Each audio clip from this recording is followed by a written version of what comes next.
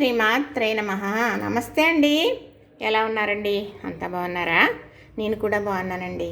మరి పుల్ల మామిడికాయతో ఊరమిరపకాయలు అని ఊరబెట్టే విధానం ఊరిన తర్వాత ఎండబెట్టానని మరి వేయించి మీకు చూపించి వీడియో పెట్టాను, చూశారు కదా. దీన్ని ఇప్పుడు క్లియర్గా చెబుతున్నాను, వినండి, అర్థమవుతుందని. ఎవరికన్నా డౌట్ రావచ్చండి, తప్పు ఏమీ లేదు. నాకు కూడా డౌట్ వస్తుంది, అది ఎలా జరిగిందో తెలియదు కదా. అర్థం చేసుకోకపోతే అర్థమైందనుకోండి, డౌట్ అనేది ఉండదన్నమాట. మీకు నేను చెబుతున్నాను, మీకు ఏం చెప్పాను, పుల్ల మామిడికాయతో ఊరమిరపకాయలు వేస్తున్నానండి అని వేసి చూపించాను. ఎండిపోయి ఈగోనండి అని చూపించాను. వేయించి కూడా చూపించాను, మీకు వేయించి చూపించాను. మీకు కాయలే కదా, ఇలా బద్దలు కాదు చూపిస్తా, ఇలా బద్దలు చూపించలేదు. మీరు ఏమనుకుంటున్నారంటే, ఒక ఆయన మరి ఊరబెట్టినప్పుడేమో ముచ్చుకులు తొడుములు తీసేశారు కదా, తర్వాత కాయలకి ముచ్చుకులు వచ్చినాయి ఏంటి అని అడుగుతున్నారు. ఈ కాయలేనండి, ఈ బద్దలుగా వేసాను. చెబుతాను మీకు. మా వారు 2 పుల్ల మామిడికాయలు తీసుకొచ్చారండి. చక్కగా పుల్లగా ఉంటాయి ఒక్కొక్కసారి. మరి ఇంకా వచ్చి కొద్ది కొన్ని స్వీట్గా ఉంటాయి. ఇలాంటి పనులు పనిచేయవనుకోండి. అయితే ఒక్క కాయ 3 కూరలు ఉండేనండి. ఆ పుల్లగా ఉంది కాయ, బాగుంది అనుకుని కూరకు పచ్చిమిర్చి కూడా తీసుకొచ్చారండి. ఎప్పుడు 1.5 కేజీన్నర 2 కేజీలు హోల్సేల్గా తెచ్చేస్తుంటారు చట్నీలో, అయ్యి అవసరం ఉంటుందని. సరే, 1 కేజీ మిరపకాయలకి 1 పుల్ల మామిడికాయ ఉంది కదా, వేద్దాము అని వేసానండి. అంటే ఒకసారి 2 సార్లు మా పిల్లలు చిన్నగా ఉన్నప్పుడు వేసాను. మా అమ్మగారు చెబితే, అమ్మమ్మ వేసేదమ్మా పుల్లగా ఉంటాయని అని అంటే వేస్తే బాగున్నాయి, కానీ అంత శ్రద్ధ చేయలేదు, చెప్పకపోవటం అండి, మర్చిపోయాను. తర్వాత గుర్తుకొచ్చింది, అవును అమ్మ చెప్పింది కదా వేద్దామని నేను కేజీ పచ్చిమిరపకాయలు చక్కగా 1 పుల్ల మామిడికాయతో ఊరబెట్టి ఎండబెట్టానండి.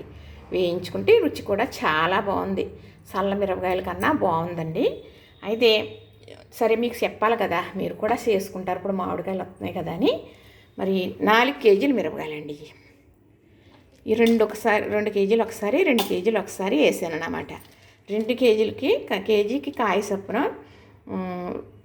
ఈ 4 కేజీలు 4 కాయలు పట్టినాయి. ఈ ఊరబెట్టినప్పుడే మీకు నేను వీడియో తీసి పెట్టాను. ఎందుకంటే కాయలు ఈ బద్దలుగా కోసాను, ఈ కాయలాగా వేసేసాను. ఈ కాయలు నార్మల్గానే ఉన్నాయి, అక్కడక్కడ కొంచెం ఒక్కొక్కటి పెద్ద కాయ ఉన్నాయి. ఈ చూసారా ఎంత పెద్దగా ఉన్నాయో, ఇగో. అందుకని నేను, ఎందుకంటే సరే ఇలా ఉన్నాయి కదా, మనం ముచ్చుకులు తీసేసి 2 చెక్కలు చేసేద్దాం. మరి ఇంత తెల్లడం ఇంతంత కాయలండి, 2 చెక్కలు చేసేస్తే బాగా కూడా మామిడికాయ పులుపు పడుతుంది కదా అని నేను బద్దల్లాగా చేసేసి వేసాను. అలా ఊరబెట్టాను. మీకు అప్పుడు చెప్పేటప్పటికి నేను కాయలు మాత్రమే వేసానండి. 1 మామిడికాయతో 1 కేజీ కాయలు వేసాను. మీకు వేపి చూపించాను కదా, కాయలే చూపించాను, కానీ ఈ బద్దలు కాదు. నేను బద్దలు తర్వాత వేసాను అన్నమాట. ఇలాగా అదే పచ్చిమిరపకాయ సీలికలు చీరేసి వేసానండి. అని మీరు ఏమనుకున్నారంటే, తొడుములు తీసేసారు కదా, తర్వాత తొడుములు వచ్చినాయి ఏంటి అని అడుగుతున్నారు. భగవంతుడు ఇది రుచి వాసన కూడా తెలిసేలా ఉంటే సెలలో చక్కగా ఏ డౌట్లు లేకపోనండి. మీరు సరిగ్గా క్లియర్గా అర్థం చేసుకుని ఉంటారండి. నేను వేసానండి పుల్ల మామిడికాయతో ఊరమిరపకాయలు వేపి చూపిస్తాను అని చెప్పాను కూడా. చెప్పి మీకు అవి వేయించేసినవి మీకు నేను చూపించాను, వేపటం కూడా చూపించలేదు. అయితే ఈ బద్దలుగా వేసానండి. ఈ 4 కేజీల మిరపకాయలు బద్దలండి. ఇది పుల్ల మామిడికాయతో ఊరబెట్టిన బద్దలు. ఇవి కూడా పుల్ల మామిడికాయతో ఊరబెట్టినయే. కాయలు ఇలా ఉన్నాయి కదా, బద్దలు ఇలా ఉన్నాయి. ఇవి వేసి 2 నెలలు అయిందండి. ఇవి వేసి ఒక 15 రోజులు అవుతుంది అంతే. చక్కగా ఇలా ఎండిపోయింది. మనం స్టోర్ చేసుకునేది చచ్చు లేకుండా ఎండబెట్టుకోవాలి. వేసవికాలంలో చేసుకునే పనులు ఏవైనా కూడా సంవత్సరం అంతా, మనం వచ్చే సంవత్సరానికి కూడా ఇన్నే ఉన్నాయి, ఇన్నే మిగిలినాయి అనుకోండి, అది ఇప్పుడే చేసినట్టు ఉండాలి. అంత బాగా చేసుకోవాలి, మళ్ళీ అంత బాగా ఎండబెట్టుకోవాలి. అప్పుడే మనకి ఇంకే సచ్చు ఉండదు. మరి ఈ మిరపకాయలు ఏంటంటే ఒక్కొక్కసారి మెత్తబడుతూ ఉంటాయి. మనకు వర్షాలు పడుతున్నా మసాబుగా ఉన్నా మెత్తబడతాయి. మళ్ళీ ఎండ వచ్చినప్పుడు ఒకసారి ఎండ దెబ్బ తగిలేటప్పటికి మళ్ళీ ఇలా వచ్చేస్తాయండి. ఇప్పుడు మీకు ఈ కూడా నేను చూపిస్తాను, మీకు అర్థమవుతుంది. అంటే మరి వేసినప్పుడు లేవు కదా తొడుములు ఎలా వచ్చినాయి అని అడిగారు ఒక ఆయన.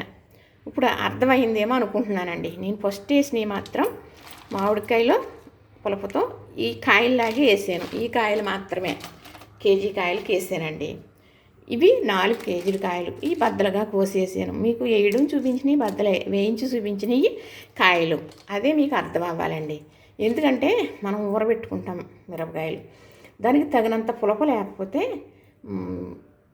సరిగ్గా ఊరటం అట్టి పెట్టండి, రుచి ఉండదు, అందంగా సొరికిలా దిగుబడి రాదు, మగ్గిపోతూ ఉంటాయండి. ముందు పంటలు కదా, ఏమవుతుందంటే అది సరైన పులప ఉప్పు లేకపోతే మగ్గిపోతూ ఉంటాయి ఈ ఉడికి.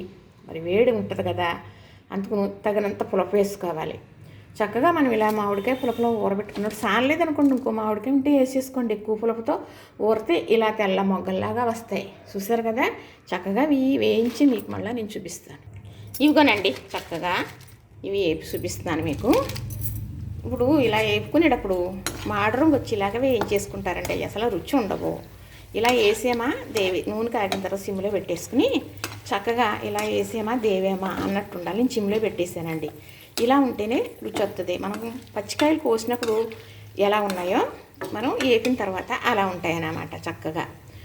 అదే మనకి అర్థం. బాగా ఊరిని అంటే పులప అనేది బాగా పీల్చుకుంటేనే మనకి ఇలాగా పొంగునట్టు వస్తుంది అన్నమాట.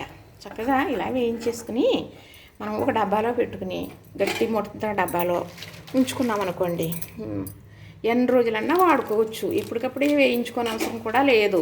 చక్కగా చూసారా, ఇలాగా అంటే సిమ్లో పెట్టేసానండి. మనకి ఇలా ఉంటేనే కలరు మంచి రుచి ఉంటుందండి, చాలా బాగుంటాయి. కానీ ఇలా వేయిస్తుంటే మామిడికాయ స్మెల్ వస్తుందండి, అంటే మరి మామిడికాయ వాసన వస్తుందండి. చక్కగా మామిడికాయ పులుపు కదా, నాకు ఎవరో ఫోన్ చేసేస్తున్నారండి. చక్కగా అయిపోయినాయండి, తీసేస్తున్నాను. ఇవ్వనండి, చూసారు కదా, ఇదిగోనండి వేయించిన మిరపకాయలు. ఇవిగో బద్దలుగా ఊరబెట్టిన మిరపకాయలు ఇవి. మీకు ఇంకా ఏమన్నా డౌట్లు ఉంటే మీరు పెట్టినా ఏమీ తప్పు లేదండి. ఎవరికన్నా డౌట్ అలా అడగొచ్చు, తప్పు ఏమీ కాదు. చూసారు కదా, నచ్చింది కదా, లైక్ చేయండి, షేర్ చేయండి, సబ్స్క్రైబ్ కూడా చేసేయండి.